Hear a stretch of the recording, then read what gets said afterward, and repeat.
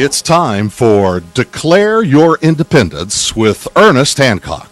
Believe me when I say we have a difficult time ahead of us. But if we are to be prepared for it, we must first shed our fear of it. I stand here without fear because I remember that I am here not because of the path that lies before me, but because of the path that lies behind me. I remember that for 100 years we have fought these machines. And after a century of war, I remember that which matters most. We are still here! Tonight, let us make them remember we are not afraid!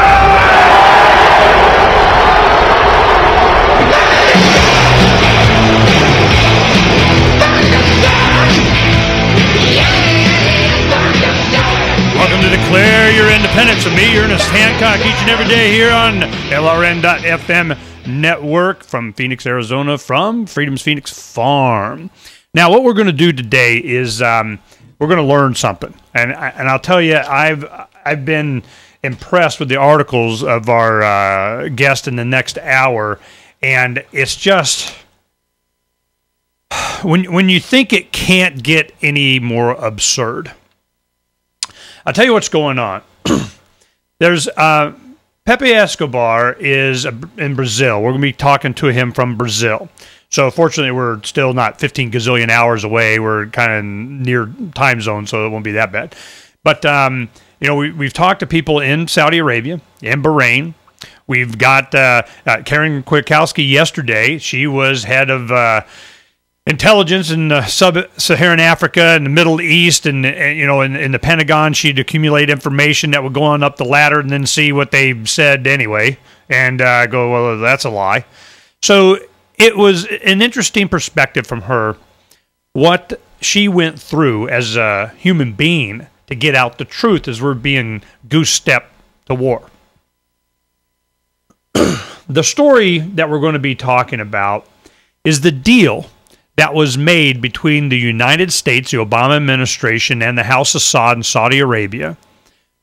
You invade, you go in with troops, you go into Bahrain and put down the civil unrest there with United Arab Emirates, and we will do a no-flyer invasion of Gaddafi's Libya.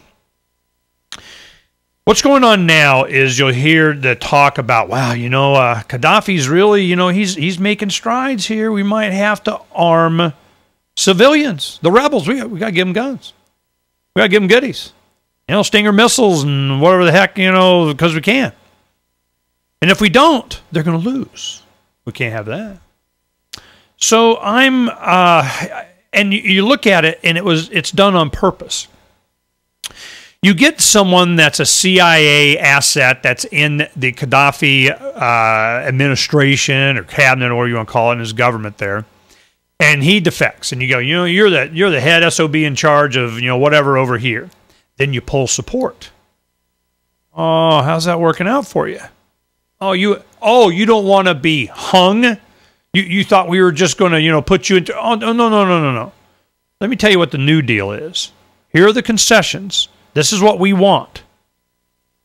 Then comes in the support or whatever, or they'll get one of their other guys, and it makes no difference. You know, the people there will not be in charge of whatever it is that's coming.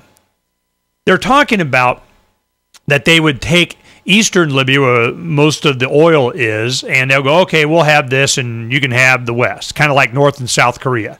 You know, we'll chop it up, and you can keep that. We don't want the sand heap anyway, and we got this over here. It's all good. There is one reference Pepe made was to NATO having their first war, you know, in Afghanistan. It was their kind of the first NATO war, you know. Now here comes Libya. Now we're on Africa. They're talking about unanimous support of the Arab League and all this kind of stuff. He points out that was all garbage. You know, it's who was in attendance, that they selected. Out of the 22 countries, only 9 supported it. Well, is their There are 9, that they wanted. And then all the relationships that each one of these groups and organizations in the Middle East and Africa have, and who's really running this whole thing. Well, who is it? We had a neocon gentleman that came on, I think it was Monday in the second hour, very upset that the United States is not taking the lead. And how dare we involve ourselves in a war that we are not unilaterally in charge? Well, it's not American. The fact that we should be there or not, it didn't even cross his mind. It's like, yeah, we're at war. Yeehaw. America, MKer, America. I'm American. And we're going to go kick some butt. And if we're going to do that, we have to be in charge. We're the ones that call the shots, make the decisions, put our troops in the field, command them. So I remember I brought up, I go, well, I remember in Kosovo when you had a young gentleman named, I don't know, it was a Corporal New, N-E-W is his name. I don't know if he was Michael or his father might have been Michael, but it was a infantryman in the Army. And they asked him to put on the blue beret or blue helmet and UN thing, take off his United States flag insignias and so on. And he was under the NATO command of some French general or something at the time. And he's like, I seem to recall the oath that I took. And it didn't have anything to do with me going under a foreign commander. So this gentleman that was, saying we need to be in charge and we're the ones going in and everything, well, that's different. That's different. Okay, how is it different? Well, it's kind of blah, blah, blah, blah, blah, and, you can't really, there's no consistency. There's no rational, logical conclusion from a linear thought of progression of just logic, duh. They can't be consistent.